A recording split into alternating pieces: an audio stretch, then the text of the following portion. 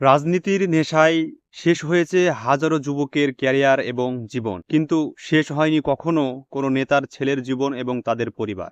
আসলে বাংলাদেশের বুকে রাজনীতি করতে গিয়ে কখনো কেউ জয়ী হয়নি এবং হারিয়েছে, নিঃস্ব হয়েছে হাজারো যুবক এবং মধ্যবিত্ত পরিবারের সন্তান, তাদের ক্যারিয়ার, তাদের পরিবার, তাদের ভবিষ্যৎ জীবন নষ্ট হয়েছে। এরকম হাজারো পরিবার খুঁজলে এবং হাজারো মধ্যবিত্ত পরিবারের যুবকদের দেখলে খুঁজে পাওয়া যায়। এই রাজনীতিতে যেসব যুবকরা তাদের পদপদবীর নেশাতে দেখা গিয়েছে নেতাদের চামচামি করছে, এই তারাই দিন শেষে দলের হয়ে যারা কাজ করেছে, এই যে রাজনীতির একটা নেশা, ক্ষমতা, এই যে অপব্যবহার, এইগুলো সেই সব যুবকরা যারা দিনরাত পরিশ্রম করেছে তারা কিন্তু নির্দিষ্ট মূল্য কখনো পায় না। এটাই হচ্ছে তার বাস্তব কথা। কিন্তু মূল যে বিষয় হচ্ছে সেটা হচ্ছে টাকা পয়সা যদি না থাকে তাহলে পদপদবী, ক্ষমতা, রাজনীতি এই দুনিয়ার বুকে কোনো কিছু টিকে থাকাই সম্ভব নয়। এটাই হচ্ছে বাস্তব কথা।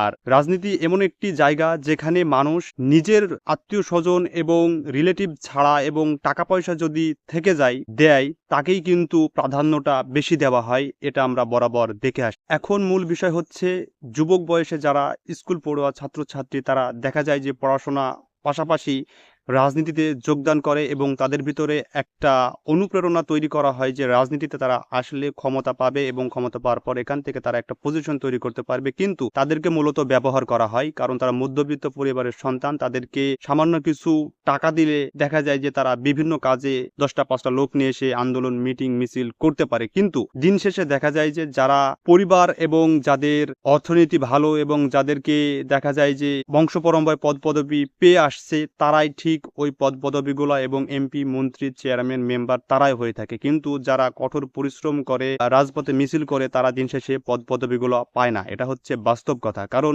এখানে রাজনীতি এমন একটি গোলকধাঁধা যে গোলকধাঁধাতে মানুষ তাদের এই যে ছোট্ট ছোট্ট বাচ্চাগুলো যারা এখন পড়াশোনা করছে এদেরকে বড় বড় নেতারা হাত করবে এবং হাত করার পর তাদেরকে রাস্তায় নামিয়ে দেবে, মিটিং মিছিল করবে। করার পর দেখা যাবে দিন শেষে অনেকে এর ভিতরে কিন্তু এদেরও প্রাণেরও হুমকি থাকে। তারপরও এরা করে যায়। একটা নেশা এদের ভিতরে দেওয়া হয় এবং অনুপ্রেরণা দেওয়া হয়, তোমরা এটা করলে তোমাদের এই পদ দেব, এরকম পদ দেওয়া হবে, এরকম পদ দেবে। দিন শেষে দেখা যায় যে তারা ঠিকমতো পড়াশোনাও করে না। জীবনের ক্যারিয়ার যে ভবিষ্যৎ চাকরি বাকরি করবে অফারগুলো থাকলেও তারা এগুলো ছেড়ে দেয়। তারা একটা জিনিস মাথায় রাখে যে আমি যদি এই পদটা পেয়ে যাই তাহলে আমার লাইফটা চেঞ্জ হয়ে যাবে। কিন্তু দিন শেষে টাকার বিনিময়ে ওইসব এমপি, মন্ত্রী যারা থাকে এই পদগুলা অন্যের হাতে বিক্রি করে দেয়। যারা সঠিক কর্মী, যারা সঠিকভাবে কাজ করে তারা এই পদগুলো কখনোই পায় না। আসলে মূল বিষয় হচ্ছে বাংলাদেশে রাজনীতি এমন একটি পর্যায়ে রাজনীতি যেখানে মানুষ রাজনীতি করে ঠিক আছে কিন্তু নিজের স্বার্থের জন্য রাজনীতি করে। এখানে জনগণের স্বার্থ এবং মানুষের উন্নয়নমূলক কোনো কাজ কর্মকাণ্ড কিছুই হয় না। শুধু এখানে টাকার বিনিময়ে, অর্থের বিনিময়ে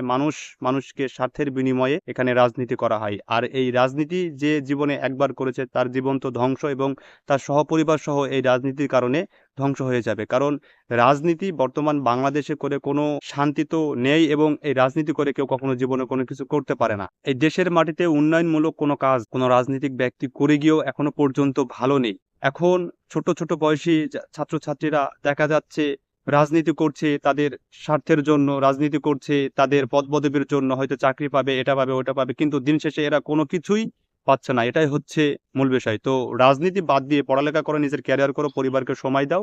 দিন শেষে ভালো থাকবা, ভালো কিছু হবে। এটাই হচ্ছে বাস্তব কথা।